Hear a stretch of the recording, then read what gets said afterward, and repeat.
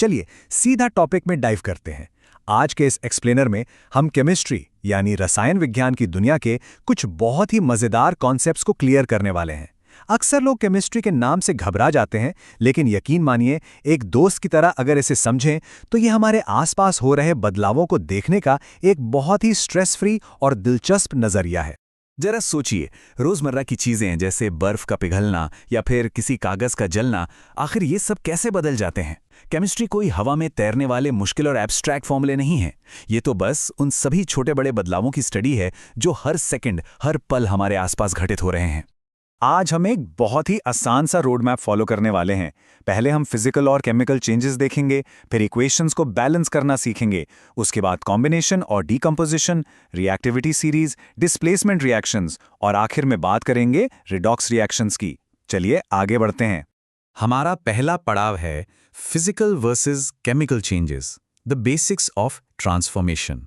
अब सबसे इंटरेस्टिंग बात यहाँ ये है कि एक जलती हुई मोमबत्ती इन दोनों बदलावों को एक साथ बेहद शानदार तरीके से दिखाती है।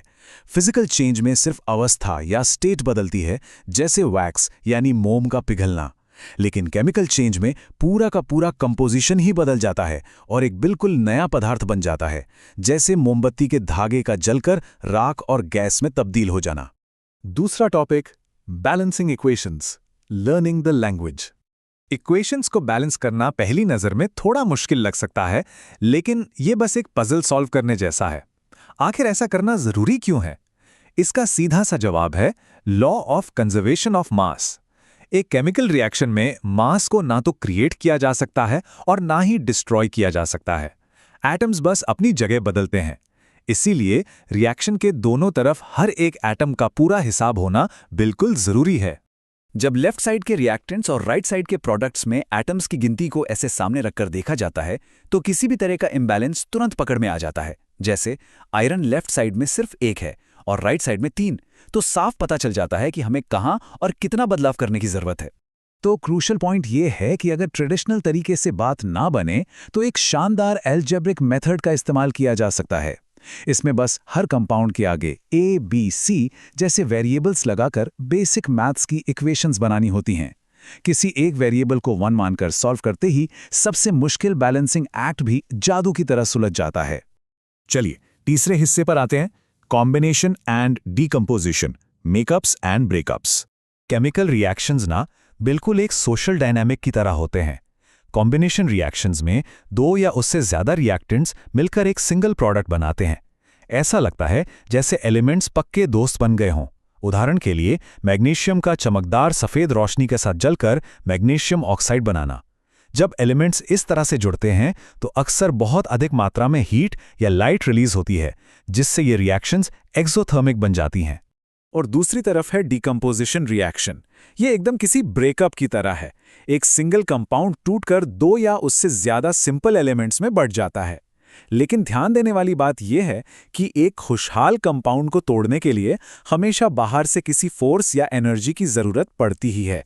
और ये बाहरी एनर्जी 3 मुख्य रूपों में दी जा सकती है। पहला है थर्मल, यानी हीट का इस्तेमाल करके कैल्शियम कार्बोनेट को तोड़ना।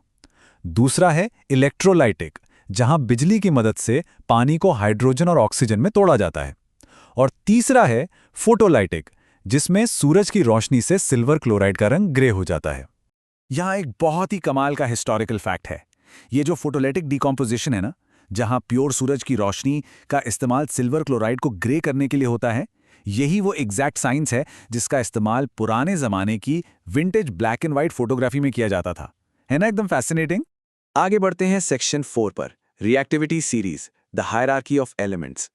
किसी भी स्पोर्ट्स की तरह केमिस्ट्री में भी कुछ एलिमेंट्स ज्यादा ताकतवर, डोमिनेंट और हाईली रिएक्टिव होते हैं, और ये लिस्ट बड़ी आसानी से इस बात को इलस्ट्रेट करती है। कटरीना ने कार मांगी ऑल्टो जेन फरारी। इस मजेदार और फ्रेंडली ट्रिक की मदद से पोटेशियम से लेकर आयरन तक सभी टॉप मेटल्स को उनके सही क्रम में याद रखना बच्चों का खेल हो जाता है। अब आते हैं 5वें टॉपिक पर, displacement reactions, the chemistry drama.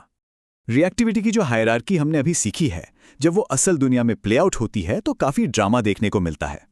Single displacement एक तरह का होस्टाइल टेकओवर है, जहां एक ज्यादा ताकतवर और रिएक्टिव एलिमेंट किसी कमजोर एलिमेंट को उसके कंपाउंड से किक आउट कर देता है। वहीं दूसरी तरफ डबल डिस्प्लेसमेंट थोड़ा शांतिपूर्ण होता है। इसमें दो अलग अलग कंपाउंड्स आपसी सहमति से अपने आयंस की अदला बदली करके दो नए कंपाउंड्स बना लेते हैं। इस आयन एक्सचेंज को ऐसे समझा जा सकता है जैसे अलग अलग क्रिकेट टीम्स को सपोर्ट करने वाले दोस्तों के दो ग्रुप्स हों। वो शांति से आपस में अपनी जर्सी स्वैप कर लेते हैं ताकि हर कोई अपनी नई टीम के साथ पूरी तरह से मैच कर सके। बिल्कुल ऐसे ही आयंस की परफेक्ट अदला बदली होती है। चलिए अब चलते हैं हमारे आखिरी सेक्शन की ओर और देखते हैं कि ये सब कैसे जुड़ता है। 6 रेडॉक्स रिएक्शंस, ऑक्सीजन का सफर। रेडॉक्स शब्द सुनने में भले ही किसी भारी भरकम साइंटिफिक टर्म जैसा लगे, लेकिन ये बस एक सिंपल ट्रैकिंग गेम है। इसमें बस ये नोटिस करना है कि रिएक्शन के दौरान ऑक्सीजन जा कहाँ रही है। अगर किसी पदार्थ में ऑक्सीजन जुड़ रही है तो वो ऑक्सीडेशन है, और अगर किसी पदार्थ से ऑक्सीजन अलग हो रही है तो वो रिडक्शन है। बहुत सिंपल। इन दोनों एजेंट्स को पहचानने के लिए एक बेहद फ्रेंडली स्वाइप ट्रिक है। जो पदार्थ ऑक्सीडाइज होता है असल में वो ही रिड्यूसिंग एजेंट कहलाता है, और जो पदार्थ रिड्यूस होता है वो ही ऑक्सीडाइजिंग एजेंट बन जाता है। बिना किसी कंफ्यूजन के बस इनके टाइटल्स को आपस में स्वैप कर देना है।